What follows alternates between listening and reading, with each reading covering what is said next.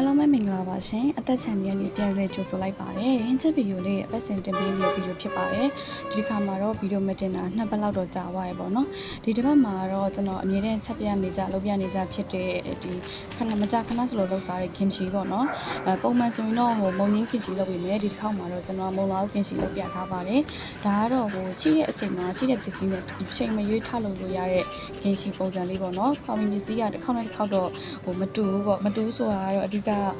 လောလောကူကူလုပ်လို့ရလေးလုပ်ပြထားဖြစ်ပါတယ်အဓိကဒီထဲမှာမပါမဖြစ်ပါတာတော့ဆန်မှုံပေါ့နော်ဒါမွေးဆန်မှုံကိုအရေးဖြော်ပြီးတော့ကြိုထားလိုက်ပါတယ်ကြိုပြီးတော့ဒီတစ်ခါမှာတော့ကျွန်တော်စက်သွန်ပြူချင်းနေမထည့်ပဲနေဒီမှာပန်းသီးနဲ့အရှင်ဖောက်လိုက်မယ်ပေါ့နော်အဓိကကင်ချီဆိုအရှင်ဖောက်တာဆိုကျွန်တော်ကဒီတစ်ခါမှာပန်းသီးနဲ့ဂျင်းလေးနည်းနည်းလေးနဲ့အရှင်ဖောက်ပါမယ်ဒါကျိတ်ဆက်မရှိတဲ့အတွက်ပန်းသီးကိုခွန်သွင်းပြီးကျွန်တော်ရုပ်ဆောင်လေးထည့်ထောင်လိုက်တာပါ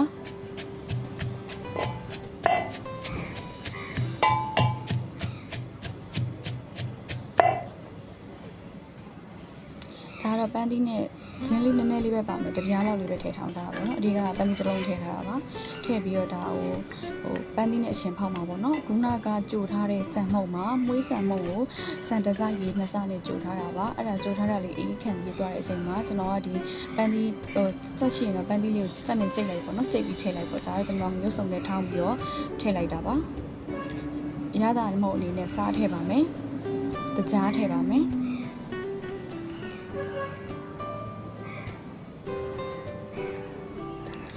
ပြီးသွားရင်ဒါခါကျက်ဥလေးကိုကျင်းနဲ့ရှစ်ပြီးထည့်ထားပါတယ်ချစ်သွမိတ်ကတော့မထည့်တော့ပါဘူးမုံလာဥမှာဥရောအရွက်ကောထည့်ထားဖြစ်တဲ့အတွက်အရက်အစိမ့်ပါလို့ချစ်သွမိတ်အစိမ့်မထည့်တော့ပါဘူး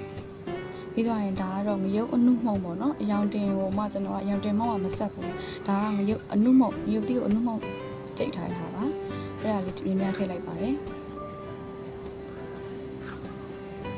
ထည့်ပြီးတော့ဒီအနှစ်ကိုပေါ့နော်တမနေအောင်နှံ့နေအောင်မှုထားပါမယ်အဓိကဒီအနှစ်ကအသက်ပေါ့နော်အနှစ်ကအသက်ဖြစ်တဲ့အတွက်အနှစ်ကိုသိချနေထားပါမယ်ဒီအနှစ်ရှိလို့ရှိရင်အချိန်မရွေးလောက်စားလို့ရရပေါ့နော်ဒါကတော့ဆန်မှုန့်နဲ့ပန်းသီးနဲ့အရှင်ဖောက်တဲ့ပုံစံလေးပေါ့နော်ဘာမှတိတ်ပြီးများများဆဆမပါပါဘူးရိုးရိုးရှင်းရှင်းပါပဲ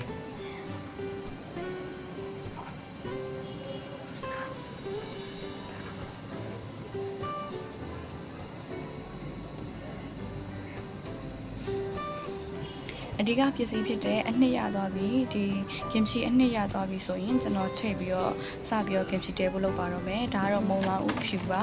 မုံလာဥအဖြူကိုကျွန်တော်စားမစိမ်ထားပါဘူးတကယ်လို့ကြာထားမယ်ဆိုရင်စားစိမ်ပြီးတော့ရေဆေးချလုပ်လည်းရပါတယ်ကျွန်တော်ကတော့ဒါ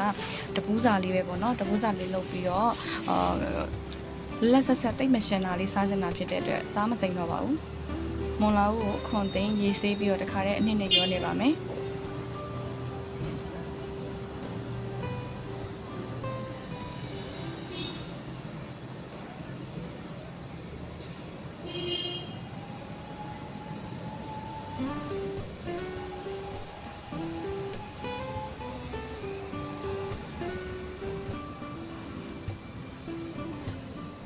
အနှစ်နဲ့မုံလာဥကိုနှံ့အောင်နေပြီးတော့ကိုသိမ့်မဲ့ဘူးအတန်ပေါ့နော်ဘူးကတော့တန့်ဖို့လိုပါတယ်ဘူးမတန့်လို့ရှိရင်အရှင်မပေါက်ဘဲနဲ့ပြတ်သွားတတ်ပါတယ်ဘူးတန့်လေးကိုဒါလေးကိုထည့်ပါမယ်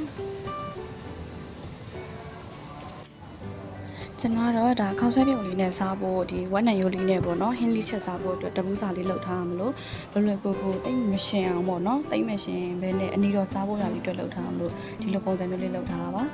စားထားခြင်းနဲ့ဆိုရင်တော့စားရည်လေးစိမ့်ပြီးတော့မှလှုပ်လို့လည်းရပါတယ်ဒါကတော့လွယ်ကူတာဖြစ်တဲ့အတွက်အဆင်ပြေနီးလက်နဲ့လှုပ်လို့ရတယ်ပေါ့နော်အခုလှုပ်ပြတဲ့ပုံစံကကြတော့ဘာမှတိတ်မရှိဘဲနဲ့စားခြင်းနဲ့စိမ့်ထားလှုပ်စားလို့ရတဲ့အလွယ်နည်းလေးဖြစ်ပါတယ်ဒါဆိုရင်တော့ကင်ချီတိတ်လို့ရပြီပေါ့နော်ကျွန်တော်ကတော့ဒီပုံစံဆိုရင်တညအိပ်ပြီးတော့2ရက်မြောက်တဲ့နေ့မှာတန်းပြီးတော့ဘူးဖွင့်ပြီးစားပါပြီ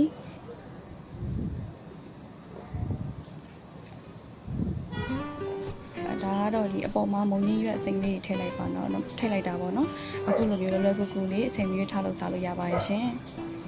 နောက်တစ်ပတ်မှာတော့ဒီကင်ချီကိုတရက်ကျော်ဖွင့်ပြရတဲ့ဝက်နံရိုးလေးနဲ့ချက်တာလေးကိုချက်ပြသွားပါမယ်အားလုံးပဲအဆုံးထိကြည့်ပေးကြတဲ့အတွက်ကျေးဇူးတင်ပါတယ်တကယ်ချင်းနေအားလုံးလည်းကတ်သုံးမပေးရနေကိုပြီးချမ်းသာချမ်းသာကြပါစေနော်အားလုံး